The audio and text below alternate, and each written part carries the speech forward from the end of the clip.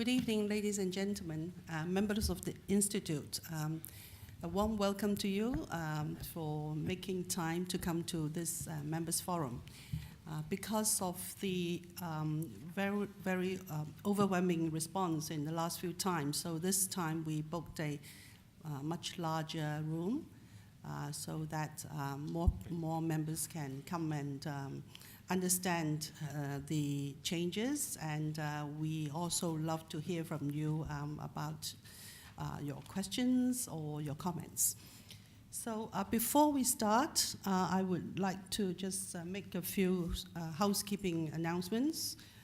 First of all, as you all know, there is one CPD point, so make sure that you have signed in before you come into this room, and then sign out when you leave the hall. On the seats, we have a question slip, so by all means fill in any questions that you have and then pass it on to our colleagues around the room, in the room.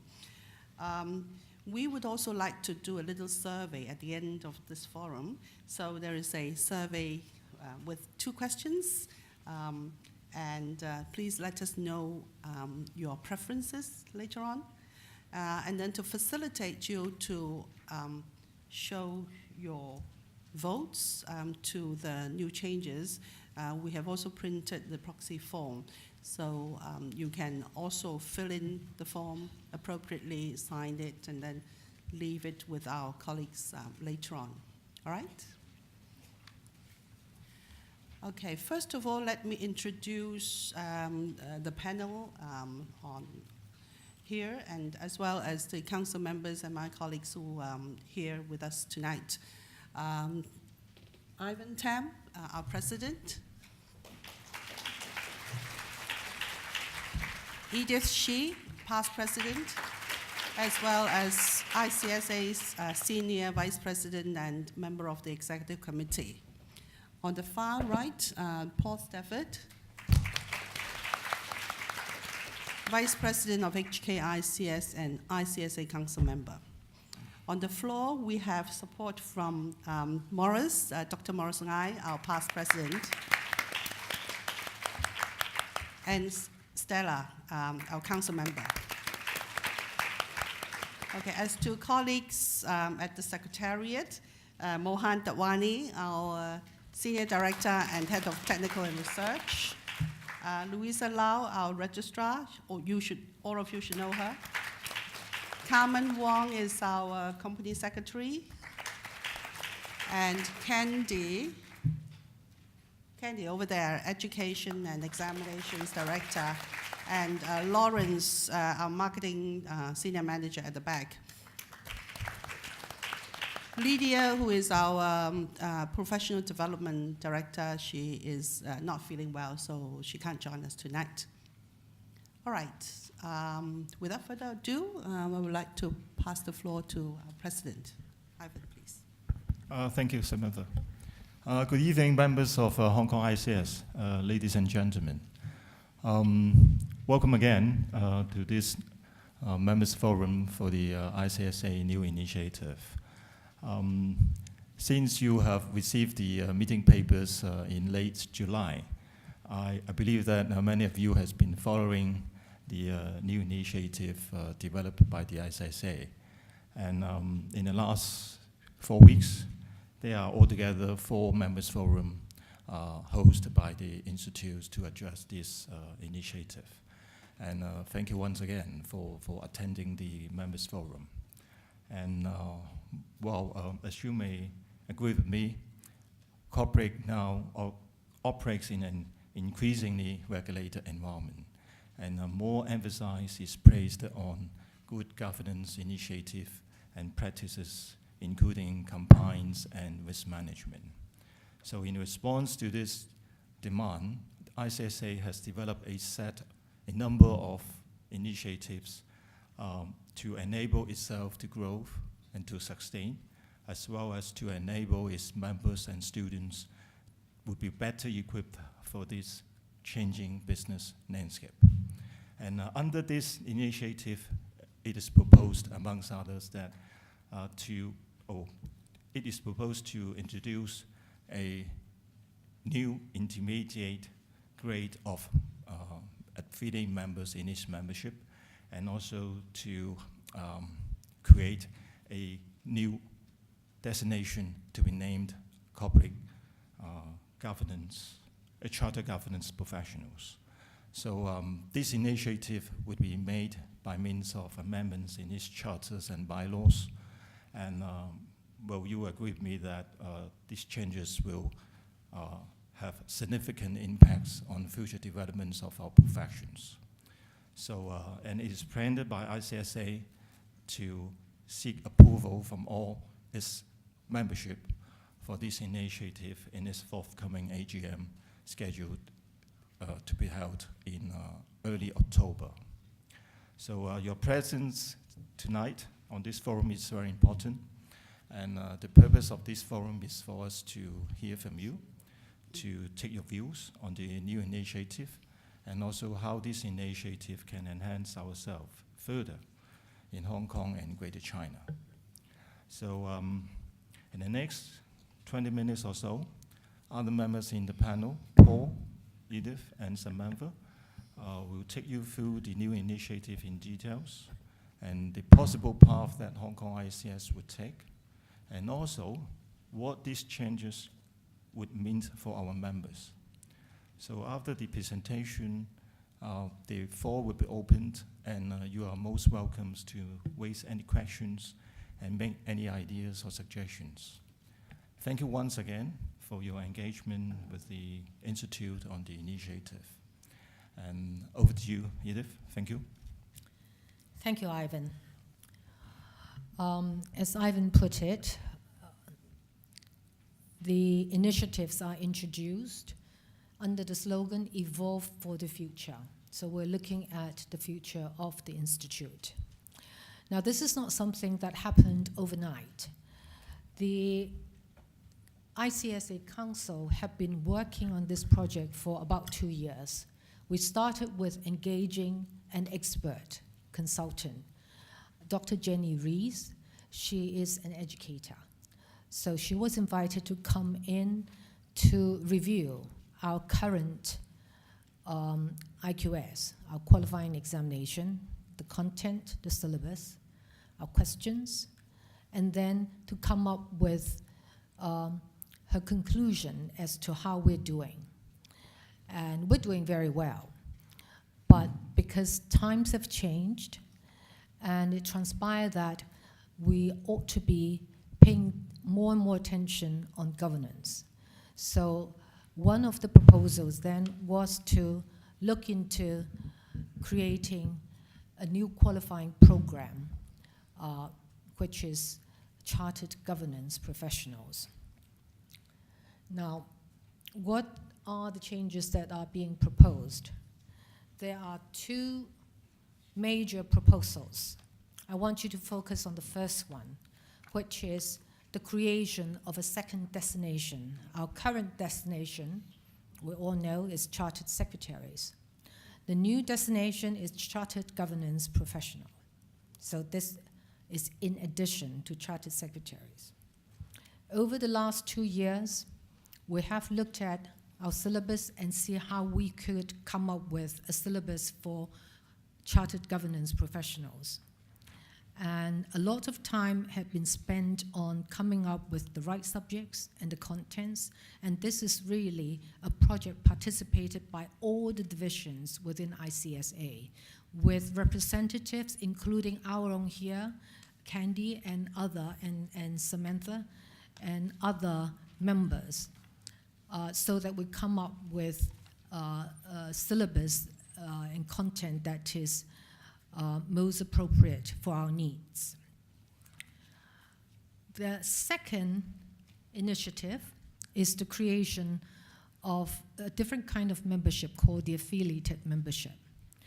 Now, I want you to understand what this is, although it's not going to concern the Hong Kong members. You can see it is part qualified, meaning you're not a full member per se. Why are we introducing the affiliated membership? Unlike Hong Kong, in many other divisions within ICSA, the membership is not growing. There are fewer and fewer people coming to become charter secretaries or company secretaries. In Hong Kong, we're very fortunate because we have a very strong stock exchange, one of the largest in the world, and we always top the chart, being the exchange that raises the top dollars. So we all have, we are in very good demand, and we all have jobs. But unlike Hong Kong, in many of the other divisions, the membership is shrinking. A part qualified membership will help entice people to come and study. And if they don't finish the 8 subjects, which is now currently the 8 subjects, they get something in between. After they have finished half of it, they become an affiliated member. And hopefully, we can attract more people to come into the profession, as well as encourage them to carry on and study and become full members in due course. Hong Kong, we don't have a problem. Why do I say that this doesn't concern us? Samantha is going to tell you the Hong Kong HKICS Council has decided not to introduce this membership. But there are some divisions that have this need for this membership, and we have no objection to that. Now, why are we introducing governance qualification? And governance is not brand new. We have all been practicing governance in one way or another. But during the turn of the century, in about year 2000, a few very big companies collapsed, including Enron and WorldCom. Why? Because of the lack of governance. And because of that, and you all would have heard about Sarbanes-Oxley. That's a law introduced in the US by 2 senators.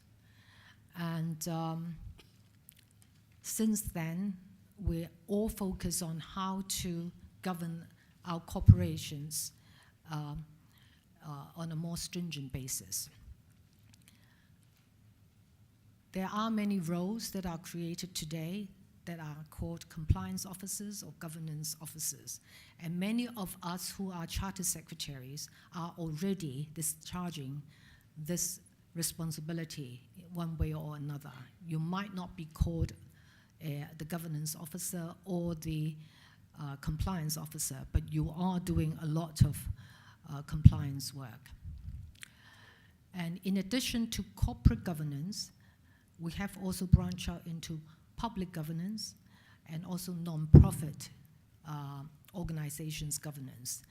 And this institute, in due course, will hopefully also introduce these other kinds of governance subjects so that we would have some knowledge, and we would also acquire expertise in those areas.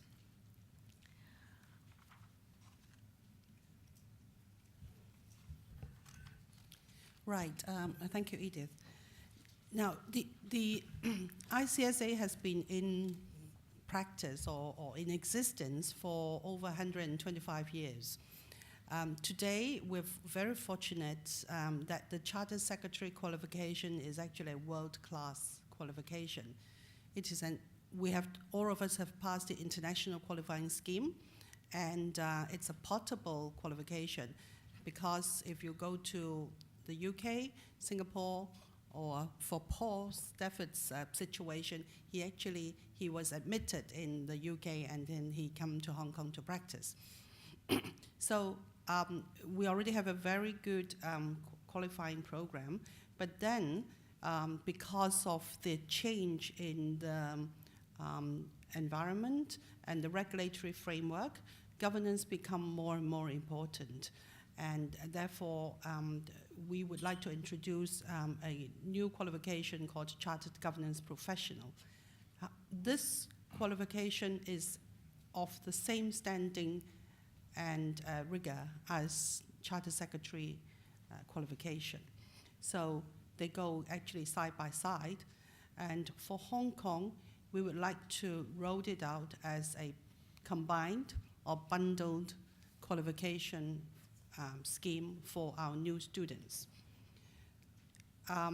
So because of the change in regulations, and therefore, the Institute should reach out to these new positions and, prepare young people to be qualified as chartered governance professionals so that they can practice as compliance officer, governance officer. In the US, they have positions called chief governance officer. In China, they are also promoting chief governance officer, that kind of position. So we have to evolve into the future, so we need to prepare our students and upcoming young people, the students, for the business world. This second designation is only available for fellows and associates, and they have equal rights and entitlements and obligations. So they need to pass examinations as well as acquire relevant working experience before they can be qualified as an associate or a fellow later on. So I will come on to the details of the qualifying scheme, that means the syllabus, on the next slide. And you will notice that they have some basic common core subjects, and then it will go into specialized areas as a charter secretary or a chartered governance professional.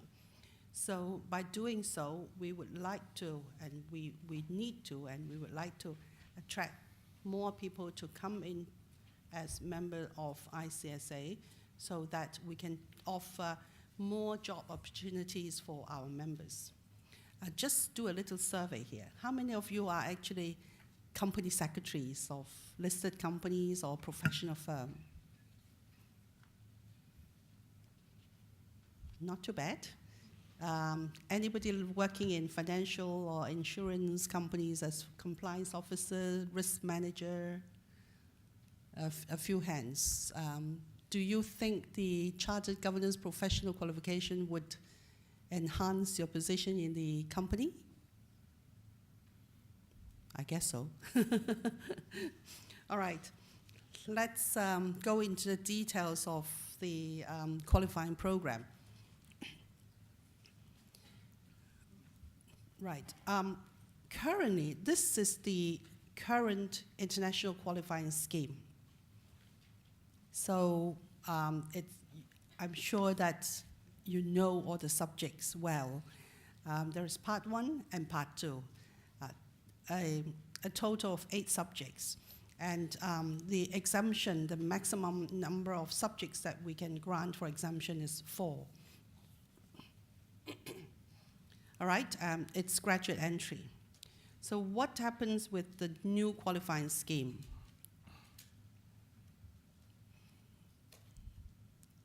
The new qualifying scheme, we also require graduate entry.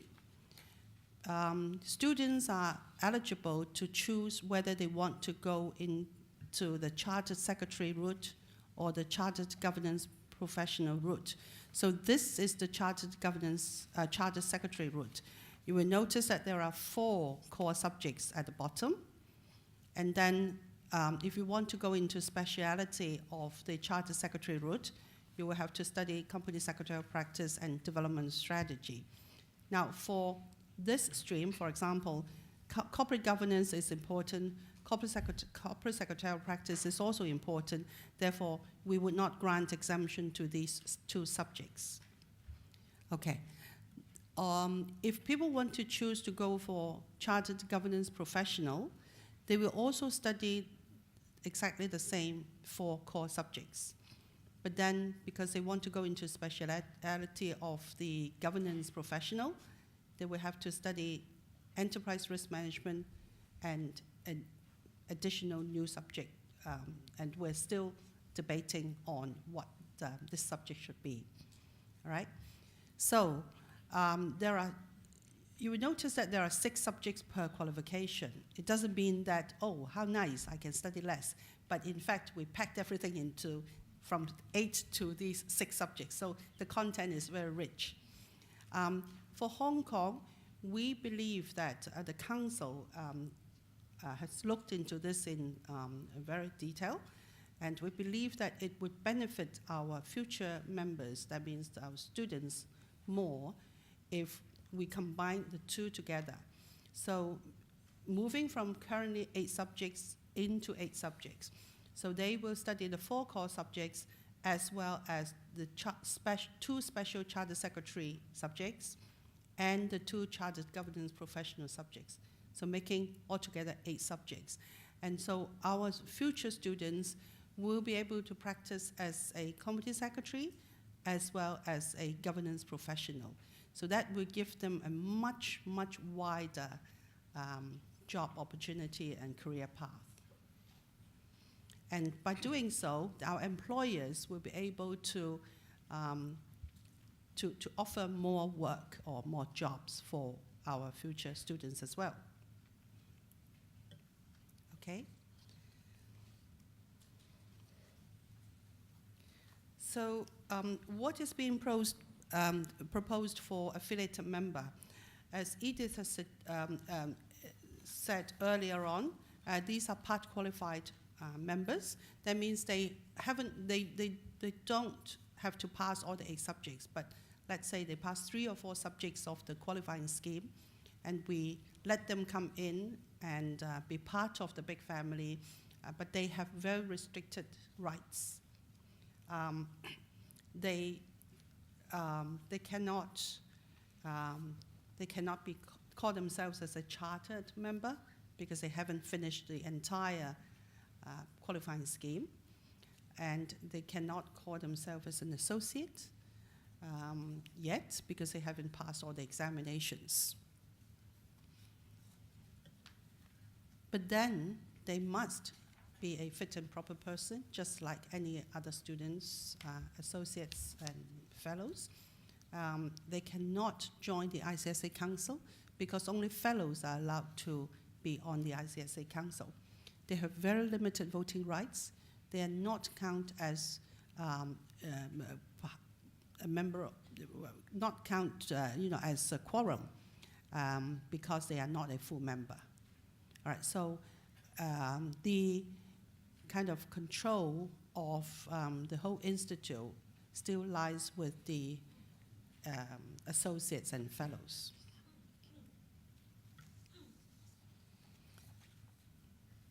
So, well, you may be thinking of, what does this have to do with me? Because I have passed all the examinations.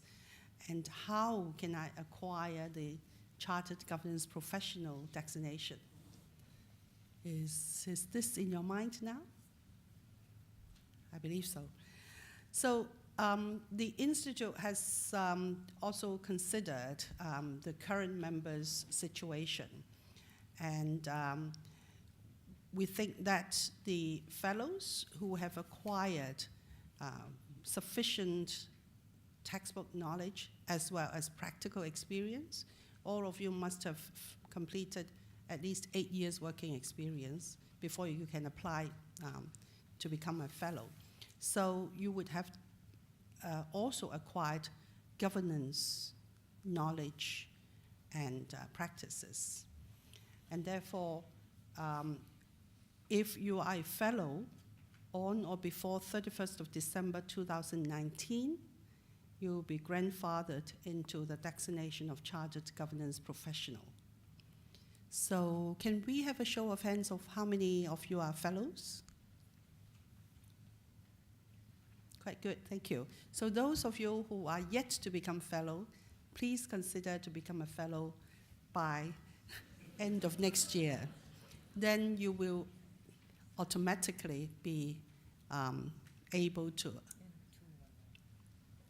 2019. Wow, that's a long time. Not two. Next year is 2018. Sorry, 2 years later. So you will be automatically be awarded with the Chartered Governance Professional designation. And all associates who are as at 31st of December 2019 will also be grandfathered into the CGP, Chartered Governance Professional, if you have been an associate for 5 years. All right? Okay. And the ICSA Council, we are going to meet in London in early October, and we will discuss about the way that associates who have not yet got the 5 years experience and who has yet to become an associate, how they are going to be able to acquire the Chartered Governance Professional designation later on. And once we have made such decision, we will announce it to everybody. And this time, these two changes are actually very significant changes. And the ICSA Council appreciates that each division has its own local regulations and situation. And therefore, say, for example, for affiliated membership, not all divisions have to follow or to offer. And each division has the flexibility of considering whether they should offer either the affiliated membership and or the Chartered Governance Professional. And Paul will give us a bit more information on that. Paul, please. Okay, so we'll now move on to the timetable, which Samantha has already covered in part. Before I talk to this slide, I should repeat what Edith mentioned earlier, and that's that this has been quite a long process, and it's had the full involvement of HKICS as a division and our representatives. So the proposals that you see have been thought through. They bear our hallmark, our contributions. So they are things that we can speak with confidence about, because we have helped shape the way that they are presented before you now. The in-principle approval has been obtained from the UK Privy Council. That has already happened, and that happened before the meeting notice, which you have received, was distributed. The introduction of each of the two proposals that you've heard about this evening will, however, need to wait until formal Privy Council approval has been obtained. And as Samantha mentioned, in reality what that means is that we are looking at an implementation date of early 2020. That is the likely timeline.